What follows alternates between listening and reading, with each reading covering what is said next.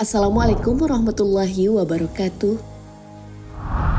Sahabat beriman, ketika mengalami kondisi sulit, terkadang manusia ingin lari, lalu ingkar terhadap Allah Subhanahu wa Ta'ala.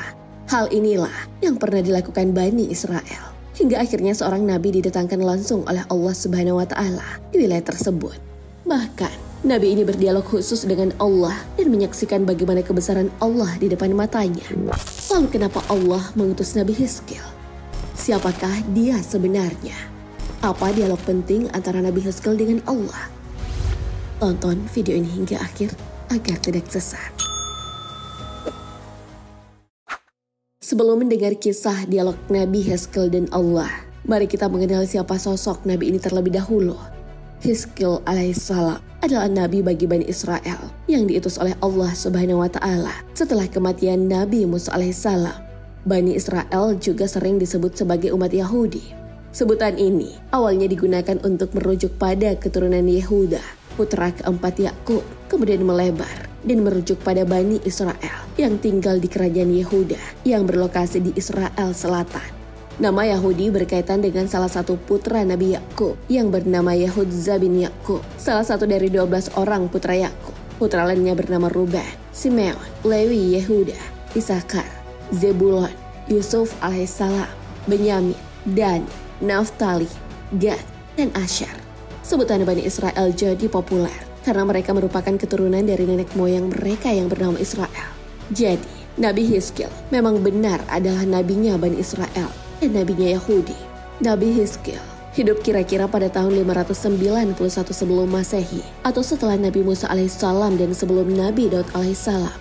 Walaupun namanya tidak ada dalam Al-Quran dan tidak populer, serta adanya berbagai silang pendapat siapakah Hizkil alaihissalam dalam Islam, kisahnya diabadikan dalam Al-Quran. Al-Tabari dalam kitabnya Tarik Ar-Rasul wa Al-Muluk juga menjelaskan bahwasanya Hizkil alaihissalam adalah salah satu nabi yang diutus oleh Allah Subhanahu wa Ta'ala untuk Bani Israel. Beliau adalah satu di antara para nabi yang bertanggung jawab atas Bani Israel. Beliau juga merupakan nabi yang diberi mukjizat, bisa menghidupkan kembali orang-orang yang sudah mati selain Nabi Isa alaihissalam. Sebagai nabi yang diutus untuk mengurus Bani Israel, Nabi Hizkil juga menghadapi banyak tantangan yang dialami sangat beragam. Namun, yang paling parah adalah sikap sombong yang telah kaum Bani Israel miliki. Merasa diri paling hebat hingga mengabaikan segala nasihat yang datang pada mereka menjadi makanan sehari-hari kaum Nabi Hizkil. Namun siapa sangka jika sikap angkuh kaum Nabi Hizkil ternyata telah menyeret mereka pada sebuah bencana. Al-Kisah, di masa pra-Islam terdapat sebuah negeri bernama Dawirdan. Bani Israel tinggal di sana dengan populasi yang sangat besar. Ada yang berkata jumlah mereka 4.000 atau 8.000. Namun ada pula yang menuturkan jumlahnya mencapai 30.000 atau 40.000 orang. Suatu hari, wabah Do'un melanda negeri tersebut. Penyakit mematikan menghantui dan menakuti penduduk negeri. Mereka sangat takut mati hingga setiap penduduk berkemas meninggalkan desa. Mereka lari menghindari wabah dengan keyakinan bisa selamat dari kematian. Puluhan ribu orang Bani Israel itu pun berdiskusi untuk meninggalkan Dawirdan. Segala keindahan di tempat tujuan mulai mereka pikirkan. Seolah-olah tempat itu akan menjadi destinasi akhir mereka. Tak ada lagi penyakit hingga wabah-wabah mematikan lainnya. Setelah berdiskusi cukup panjang dengan beberapa penduduk setempat, akhirnya mereka benar-benar memutuskan pindah ke suatu tempat di dataran rendah yang diyakini aman dari wabah Do'un.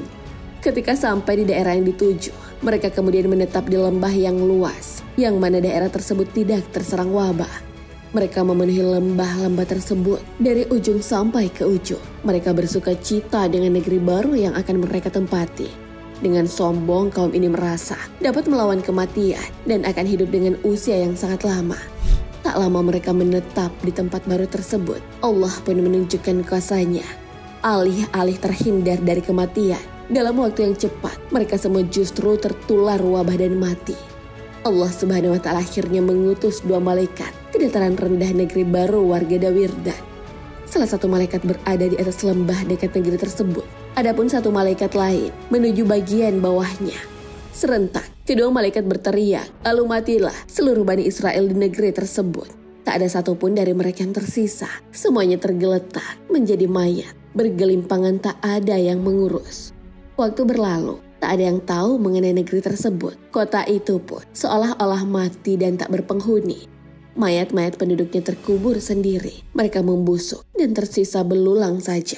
Tulang satu dengan tulang lain bercerai-berai. Bahkan andai ada sekumpulan arkeolog pun, mereka tak akan sanggup untuk menyatukan rangka puluhan ribu mayat Bani Israel yang amat berantakan. Hingga kemudian, dengan takdir Allah, seorang nabi melewati bekas negeri tersebut. Dialah Nabi Hizkil. Namanya memang tak sepopuler 25 nabi lain. Namun Nabi Hizkil cukup beruntung bisa bertemu langsung dengan Allah. Pertemuan yang tak pernah disangka itu menjadi momen bagi Nabi Hizkil untuk menyampaikan semua unek-unek yang ia rasakan. Pertanyaan yang selama ini hanya dipendam oleh Nabi Hizkil akhirnya dijawab tuntas oleh Allah. Nabi Hizkil saat itu sedang memikirkan bagaimana cara Allah membangkitkan orang-orang mati kelak di hari akhir. Ia sangat penasaran dengan keajaiban tersebut. Nabi Hizkil pun kemudian berdoa agar Allah menunjukkannya, yakni menunjukkan kebangkitan manusia dari alam kubur yang tak lagi tersisa kecuali tulang yang telah membusuk. Allah lalu membangkitkan kembali warga Dawir dan yang telah musnah. Tulang belulang mereka yang telah bercerai-berai disatukan kembali dengan sempurna. Lalu tulang tersebut terbungkus kembali dengan daging, otot dan kulit. Kembali pula satu persatu anggota tubuh mereka. Kemudian roh-roh mereka, puluhan ribu Bani Israel itu pun hidup kembali setelah puluhan tahun dimusnahkan. Allahu Akbar, sungguh besar kuasa Allah kepada umat manusia. Nabi Hizkil menyaksikan peristiwa luar biasa itu dengan kedua matanya. Sementara penduduk Dawir dan yang bangkit dari kubur merasa baru saja bangun dari tidur yang amat panjang. Maha suci bagi Allah, tidak ada Tuhan yang berhak disembah selain Allah. Ucap penduduk Dawir dan kaum ini pun kembali hidup dan merasakan betapa berharganya nafas yang telah dititipkan kepada mereka.